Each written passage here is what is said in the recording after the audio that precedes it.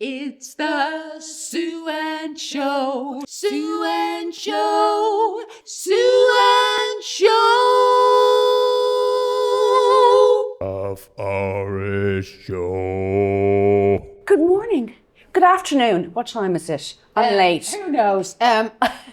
It's afternoon already. It's afternoon already. already. I was late. I can't find anything. Are you like this? Cannot find anything. No. Today. My husband is going, what are you looking for this? Your glove. Where's my glove? Where's my beautiful leather? I've lost my glove. I've lost my leather glove. And he's like, this one here in my hand. Do you need your phone? I have it. Today, are you like I've that? got my phone. I'm a hearing aids. I have hearing aids. And so then we're walking up to the office and why is the world kind of blah, blah, blah, blah, blah, blah. Do you remember that ad for loss of hearing when we were kids? Yeah. And it was the man in the nightclub. Do you remember this? Yeah, what does he do again? So all his friends are laughing and there's a comic on stage, but he's just hearing blah, blah, blah, blah, blah, blah. And then they show him at work and it's and he wasn't wearing his cans. And then, but you remember the joke? I always remember the joke. I remember that bit. What was the joke? The joke is there's two eggs in a pan. One says to the other, it's hot in here, isn't it? And the other says, wait till you get outside, they smash your head in. I love that joke because I think as a kid, it was one of the first gags I registered. So, sorry, I'm not relating the joke to the man with the drill. No. And analysed the whole ad until she found out what the actual joke being told. That was not relevant. The point was he couldn't hear it. No, he couldn't hear the joke. The eggs have nothing to do with it. The point of it is that he's at work and he's so cool. He's not wearing his ear protection. He's out with the jackhammer, and then he's in the club with his mates, and they're all laughing their heads off at the comedian, and all he's hearing is because of the damage the jackhammer's done to his eardrums. The joke that they have is about the eggs. Oh, I see. You don't remember it? I remember the first bit, but I don't remember. The funny thing is, sometimes I remember stuff and nobody else remembers it. And you do wonder, did I make that up? Oh, I wish I had in my house sometimes, because then I would not have to listen to my emerging adults who were still living in my house. You've got emerging adults. I've emerging adults, yeah. They're just, it's ridiculous. It Can feels you get a cream for that? Excuse me. Do you have anything for emerging adults? So 4 emerging adults. Yeah. Age range. Well, the twins are 17, so are they emerging adults yet? No, they'll be 18 very soon. Well, we're back in our day. Oh, we'd be out. We'd be out down. We'd be down mine. We'd be down mine. Covered from head to foot, earning, bringing all the wages home. Now they are emerging adults till they're 40, aren't they? Oh, it's ridiculous. Yeah. It's wrong. It feels wrong. The energy in this is wrong. It's like, you shouldn't, one of these things is not like the other. I was gone early 20s, 21, 20. It was so different for us. Like, I grew up in the country, so I left at 18. And then my mum left, so then there was no home to go to. So I was just, my college digs was home. Wherever I lay in my house. Did you not feel odd then when everybody was going home on the Friday? No, I'd go to mum, wherever mum was in Manchester. It took her a while to find a secure place to live. You went to London? No, she was in Manchester. Oh, she was in London for a while. But and then I moved to London. Yes, so you would have been seeing your mum a bit more then from London to Manchester, no? Admit it, you never went to see her. It took her a while to get a proper place to live. Yeah. You know, National Express. I have a funny memory once of getting the National Express bus, and I had read an article in the paper about do a good deed every day, you know, to spread a bit of love in a harsh world, to try and do something good. So I had a 1-day travel pass, and I was at Victoria Station Underground, and I was then going to walk down the road to the National Express bus station. And so I had this 1-day Underground pass, and I thought, why don't I just give it to someone, you know, at the ticket machines? I'll just say, I'm not using this now because I was going to Manchester. Yes, nice deed. So I'm there, really busy, Victoria Station Underground, trying to give it away, and everybody's gone, who's this lunatic? Exactly. I couldn't give it away. I mean, it was, The intention was good. Do I look like such a loony? Here, would you like this? Here, would you like this? Would you like? Maybe if I went, hello, would you like this? Hello, I have. Yes, you would. Yes, you that's you what had I the should wrong accent. Yes, that's it. Yes. Yeah, that's it exactly. You should have done your RP. Yeah, exactly. Hello, I have this pass and I would like to bring a little joy to your life. And they'd be going, oh, geez, something little. Your RP is very good. I remember talking of RPs, RP, Being received pronunciation. received pronunciation. I had in drama college an alcoholic voice coach. Are you it was- allowed to say that? I had in college a Dipsomania. voice coach yeah. with a slight drink problem.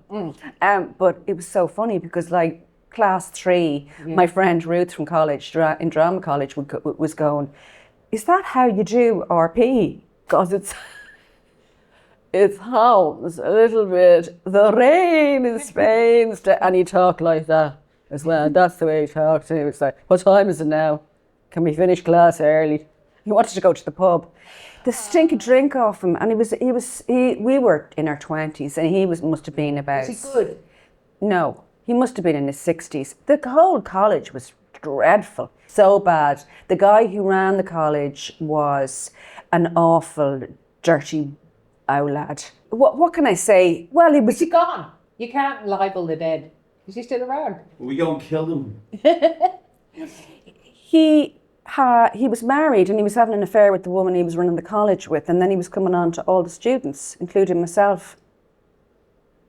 Yeah. Acting is very fun. I learned RP I went to a college called Alra. I got a scholarship to Alra. What's that, Anne? You got what? A scholarship. I got a scholarship. She got a scholarship to go to a drama college in England. In London, in Wandsworth. It was a lovely place. Fantastic. But they were really good at teaching the RP, and we'd pages and pages of little bits of text going through all the vowel sounds. But I just had a resistance because it was like talking posh. And it was actually, I used to work as a wench in a medieval restaurant, and it was one of the guys, it was a real South London guy, who'd gone to RADA. And he went, yeah, I had the same issue with learning it. And then I realised, just go in your head, talk posh, that's it. Talk posh. And but I had this resistance and I couldn't, we'd be going around, there was people from South Africa and everywhere. So we'd be going around the circle doing our reading and I couldn't get it. And then one day I just went, oh, fuck it, just talk posh. I had such a resistance to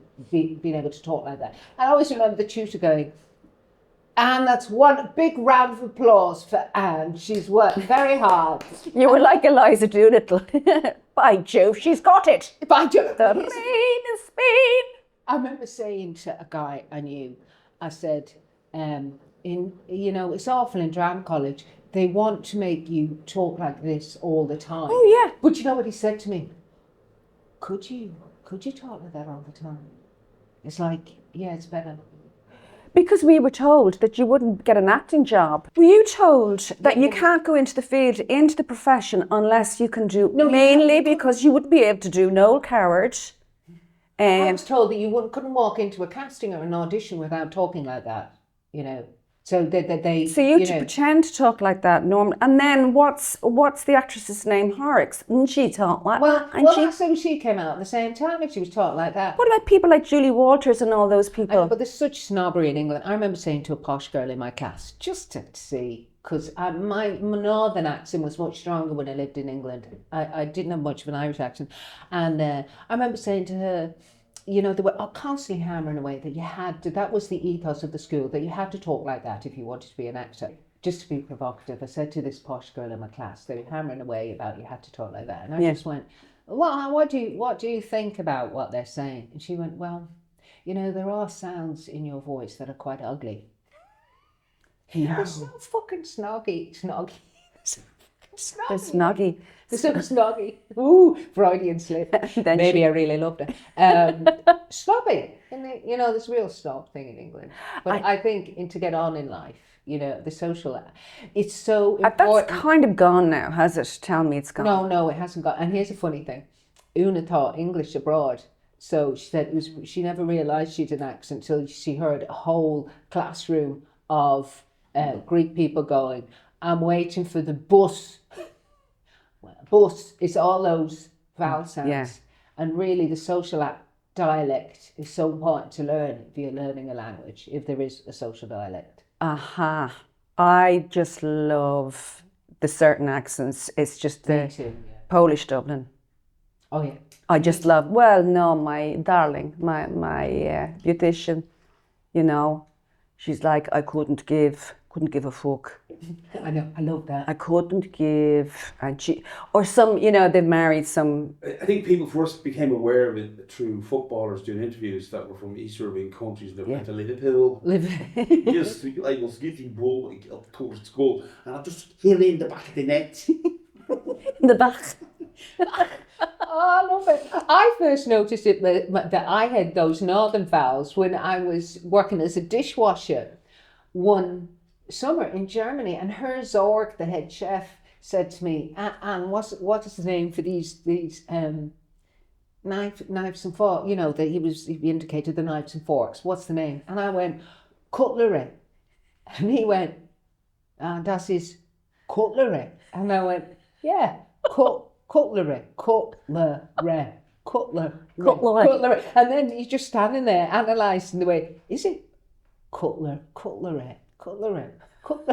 you know, and cutlery. That's the way I said it, cutlery. How do you say cutlery? Cutlery. Well, Dublin, I've got How do you say? cutlery. Cutlery. You know, but the RP way is cut. Oh yeah, cutlery. Cutlery. Well, knives and forks, silverware. Silverware, yes.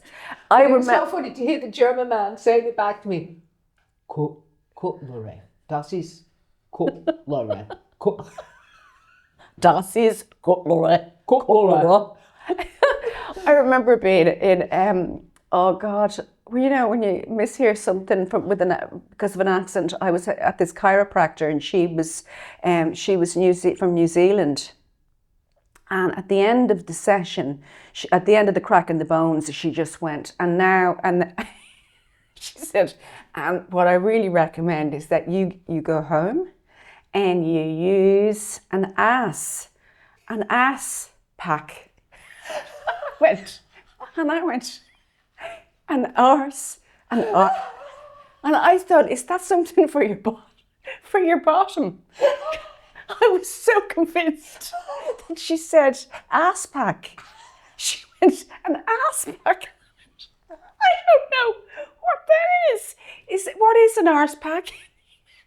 No, she kept saying ass pack. Ass pack. The more she said it, the more I heard ass. I just was going, where do you buy them? She's going, you know, just ordinary ass.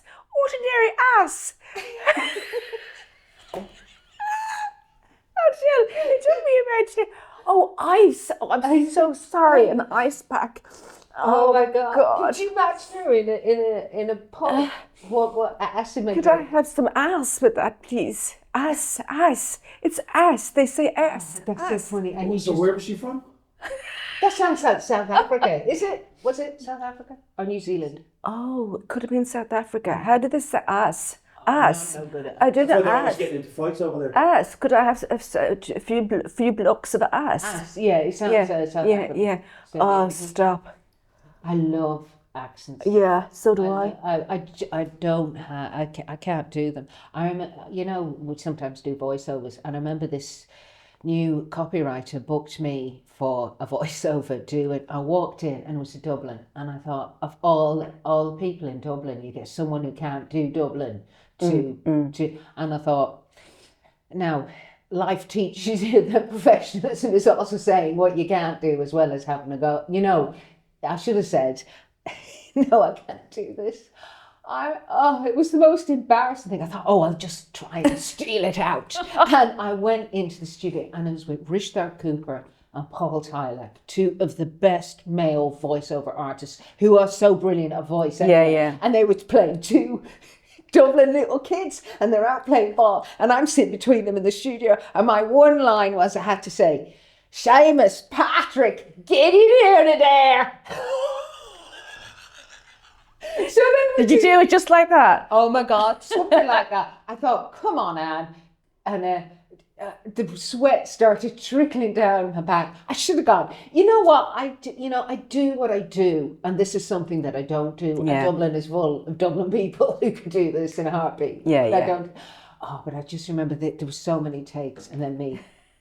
Seamus Patrick, get in here.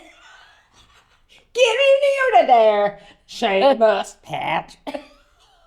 Oh no, I know. It's amazing. I got into a cab one time and the cab driver was like, all right, love, where you going? Do you know what I mean? Real dub. And, oh yeah, the weather's brutal, so it is. And I mean a pure Dublin accent, you know what I mean? Real, not a sniff of anything else. Yeah. And then I looked at his name tag and I went, he's not, you know. And I said, do you want me to ask him where you're from? He's going, yeah, I'm Romanian. And Wow. and I went, can I just say to you, your Dublin accent is just flawless. Yeah. And he went, yeah, the reason I did this, he said, I have a very good ear. And he said, I started working on the sites when I came over here first. And I did it to fit in and it really helped me. But he said, does help you fit in. I'm a musician and I have a really good I was about to say ear. that. But the Dublin accent is quite hard if you haven't grown up in Dublin. Like I would it is. have grown up in Dublin, so I can do it now. Do you know what I mean? I grew up with fellas who talk like that. Yeah. And also, there's hundreds of Dublin accents in such a small space. There really Yeah. is. And there's subtlety. Yeah.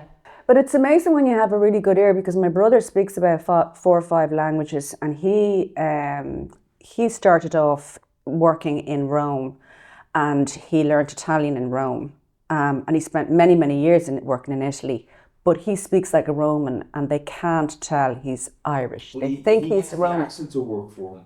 But it's like if French people very rarely will get an accent when they learn English. They'll still speak with that French accent. Yeah, yeah. They won't go dub on it. You very rarely hear that. I know, they're so arrogant, aren't they? Sorry, I'm only joking. Though I do know of one who learned English in Belfast. And they couldn't fight off the Belfast accent. Oh, brilliant. I love hearing threads of different accents coming through. Yeah. It's, What have you been up to? okay, I had That was just the start of the podcast. Now we have to actually. well, this week I had Meat. there was a kind of college reunion. There was some people over from beyond. There was Brian was over from New York with his fiance. So we had a kind of college reunion. It's so funny. The message goes out to everybody, and then about 10 people show up. Yeah, that is. But it's so funny because college people, like I went to NIHE, DCU, and they're all people I would have got to know when I was 18. So in my head, they're all kind of 18, but you're looking at them going, and then the big conversation that started with the girls was, what do you do? What's your regime or regimen? By the way, do you say beauty regime or regimen? I say regime. But Paul's always saying the word is actually regimen because regime is a political military thing. Yes, that's right. What's your facial political system? I always say regime, but Paul saying no, it's regimen. Oh, regimen. okay. Good to know. Regime. I don't know, is that right? I have to look that up again. We'll look it up. I'll ask Chat. I bet he's right. Yeah, one of the few occasions. Anyway, I was going, this is my beauty regimen. I use the ordinary hyaluronic acid, I use vitamin C, and I use Protect and Perfect SPF 50 BB cream every morning, and I have 2 retinols I alternate every night, and that's mine. And then, but there was another girl whose skin looked brilliant. I said, what is yours? She went, LED mask and a zappy thing. Which one, don't get the cheap ones. You have to pay at least €500. LED mask and the zappy. What is the zappy thing? It gives little electric zaps, and she uses it on her neck. Does she look good? Yeah, she looked very good. Yeah. Electrifying. But she kept doing this all night. Well, I was having I rarely get facial. Maybe once every. Never. Would you be the type? No. I think there's some people in the profession do that. They really do the skin thing. I don't know what works anymore. I mean, the needling is all over the place. Well, I had one, it was like, I have about one facial every 5 years, and I had a facial. I was getting a photo shoot. I have to ask you about photo shoots, because that's another thing. I just always turn up and then looking like a bag lady. No, I've had about 4 press shoots in the last few years, and all the photos, I'm like, oh. Because you need a stylist. You need someone to come in, and you need a makeup artist, a hairstylist, and a stand-in. That's when those photos are amazing. It just doesn't even look like you. Yeah. I had 2 in particular where I'm talking to the journalists, and they went, yeah, I think the photo is going to be the cover. I got the cover of a magazine in the Mail, and I got the cover of the bloody Saturday Independent. I didn't know that. And I met hairs. Oh, first world problems. No, but I mean, seriously. I think I saw that photo. I think you look great in it. Oh, I looked like a loony. The photo. And they caught you. No, the photo he went for the cover was the one where I said, I was just trying to cover up because my clothes and everything weren't right. Head out of the curtains. Yeah, no, I put my head popping out of the curtain, and then the one they used, my face just looks ridiculous. I look like this. I don't know. Some people look fantastic in photos. I don't. Would these be good-looking people? Yeah. Or maybe well, they say younger people. Kate Moss, you can't take a bad picture of her, apparently. Yeah, she'll kill you. Anyway, but I was having the facial, and the woman said to me, why don't you come here and we do needling with radio waves? And she went, that is the best. I'll stick a needle in you while you listen to 2FM. Ba-boom. Oh, we're on fire. €1,200.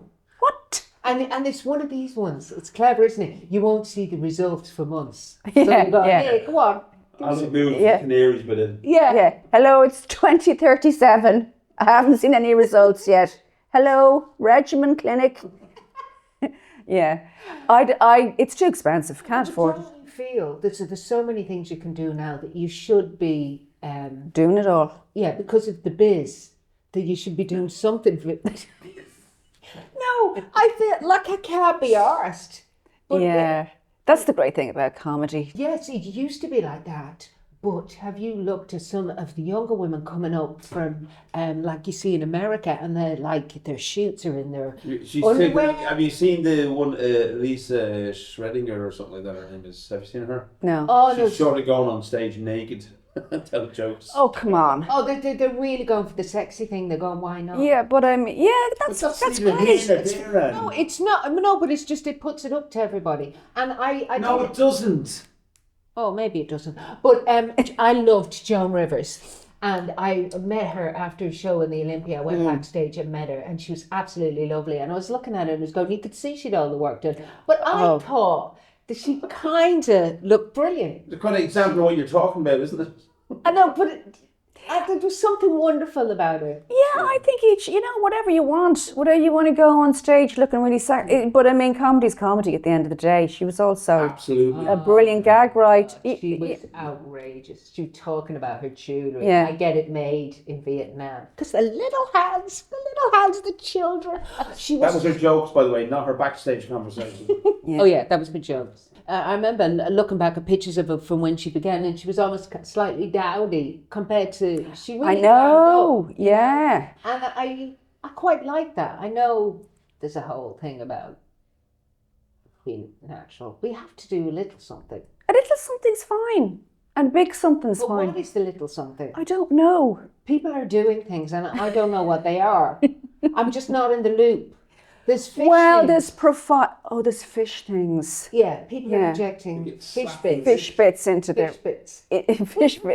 cheekbones. Yeah, there's really subtle things you can do now. Yeah, and I don't know what they are. There's an awful smell of them though. That's the problem. The reunions are funny because the no offense, Paul, the men don't age well. Have you found that? I went to 2 school reunions, and they were all the men looked the same except they were bald. Us doing our bit for equality. I thought the lads who turned up looked good. Looked well. Yeah. Yeah.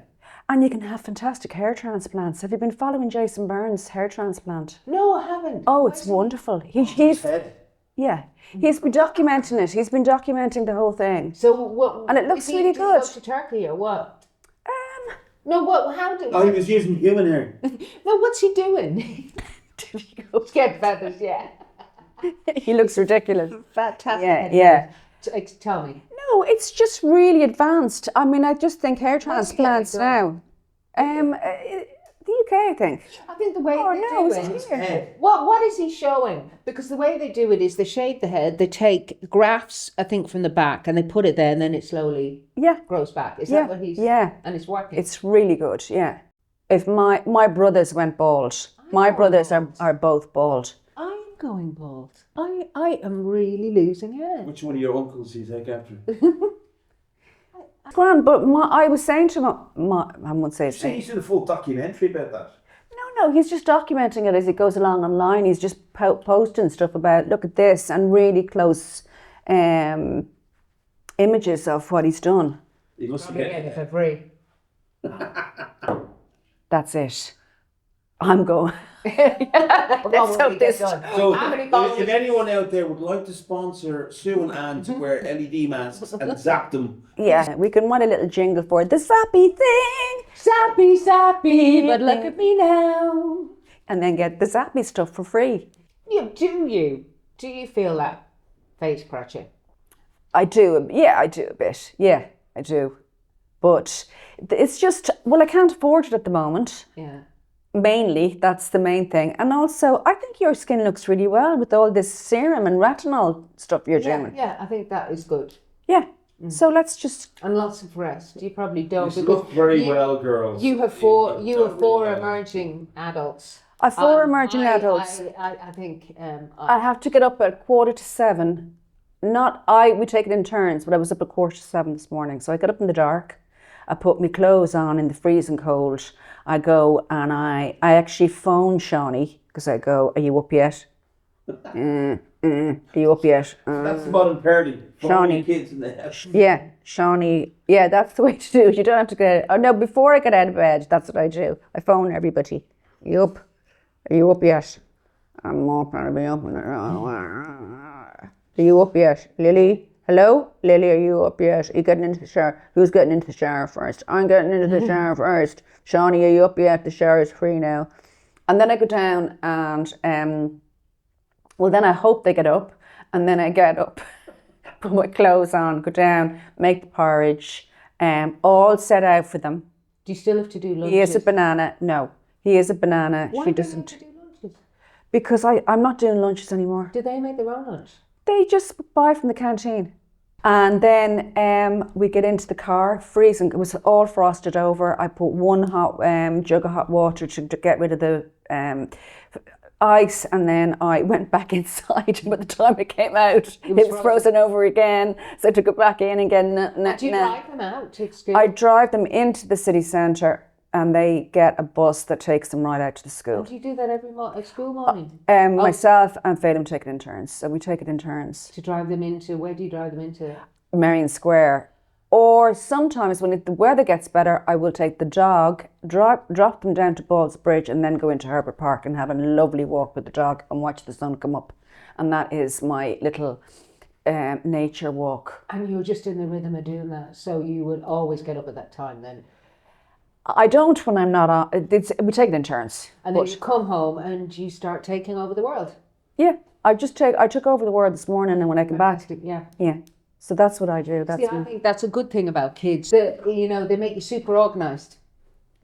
They keep you alive, basically. You have to stay alive to kind of. You have to stay.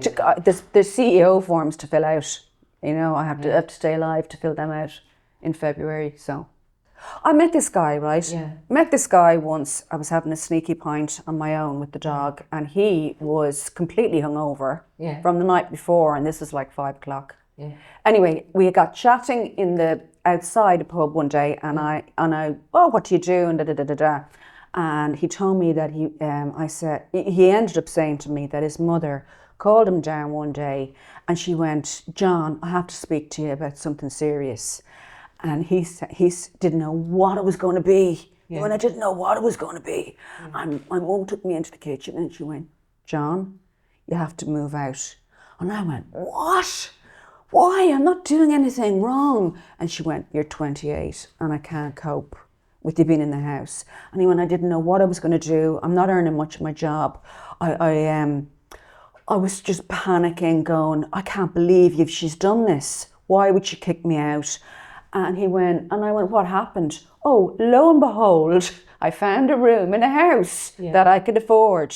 Yeah. Because I had to. Because you have to, yeah. This is the bloody thing. The scaffolding. We're keeping the scaffolding up for them, you know? I mean, I do think the housing supply has changed. Dramatically. Probably.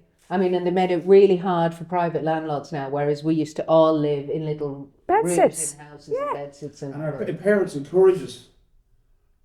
When are you getting out of this fucking house? Our parents encouraged us. When we went home, all our belongings were on the grass outside the front door. By the time they turned 18, the day after your birthday. That is an interesting thing. Like, I had to leave because it was down the country, but in Dublin, why didn't people stay with their parents? Well, your parents sadly passed away, so you had nobody. Oh no, they didn't stay. We were dying to get out. It was the same in Dublin. Phelim left when he was 18. He left the family home when he was 18, and he was lucky because he did a film, and with the money that he got from the film, he put a deposit down in a tiny studio flat. His mother made him. Brilliant. And he fought with her and fought with her and fought with her. He wanted to blow all the money and go to New York for a couple of years, and she made him. So right. Yeah. You know. But did you not have that feeling of dying to get out anyway? Absolutely. But I mean, I can't imagine being in that scenario because it's you don't grow up and you don't become you don't want your parents on top of everything you do, and it keeps you like a child. Yeah. And I think that's why this whole narrative, I just cannot understand this. They call it the Victim Olympics. There's so many things wrong. At this age, you'd be like, you confront them and go, it's time for change and moving out. Yes, mother, we were thinking about a care facility for you. Oh, that's the other sad. That's the other end of it. Then the sad thing when you see your parents.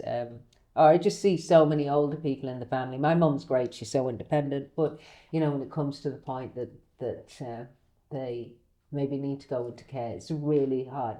It's a very, very hard. Well, my brother's married to an Italian, the fellow who can speak all the languages. Yeah. And he was destined to marry an Italian. He was probably Italian in his previous life. He's so Italian. And he looks so Irish. He looks so Irish, but he just loves the whole culture, country. Yeah. Anyway, his wife's parents are getting very old. One is dementia, one is, got loads of health issues. They live in Naples, and they have to go over to relieve her sister from the full-time care that she gives her mother and father, because they don't do care homes in Italy. I was asking Monica. What age are they? They're 90. Yeah. But they don't do care homes. The only ones are very wealthy Italians do them. But they don't. It's just a really strong family thing. They don't like culturally. kicking anybody out. No, you come and live with them. We come and live with your kids. A friend who lives up in near Sestri Levante, and they just build a house on the house on the house. And they do that in Athens too. They do that in Greece. The house on the house. They build a flat roof house and then But I don't know if you saw Blue Zone, the documentary. One of the things he talked about that was aging. We age very well, and we have longevity with this kind of family community. It's the whole thing. Yeah. It's the nuclear family idea that's wrecked. That's put so much stress on us. And I know from having 4 kids and being at times feeling very alone, and probably my sister half an hour down the road is sitting in her house feeling alone. We've lost that sense of, we all come together and we village to raise a child. And also I think in that culture, the older people, I'm beginning to think this now as I get older myself, the older people are revered for their experience, Yeah. They won't know so little about AI these days. We don't listen to them anymore. AI don't talk to me. But it is an interesting moment. And like recently, 4 close older relations, there was 4 falls, 2 broken hips, a broken thumb, and my mum broke her wrist. Oh. It was the first day of Christmas with breakages. On the first day of Christmas. We weren't going to say Christmas. It was broken on my auntie. On my mother's wrist. On my uncle's shoulder. Yeah. On the And dementia. and Four broken hips, one sprained ankle. two nascent dementias and nappy for change. We're going to be cancelled. If you want to respond to any of the hilarity and stuff we've been talking about, Or give us topics to chat on. yes, indeed, you can email us, can't they? Yeah. Yes, we have an email address now. It's sueannehalfhourishshow@gmail.com. Sueanne Show! Half-hourish show.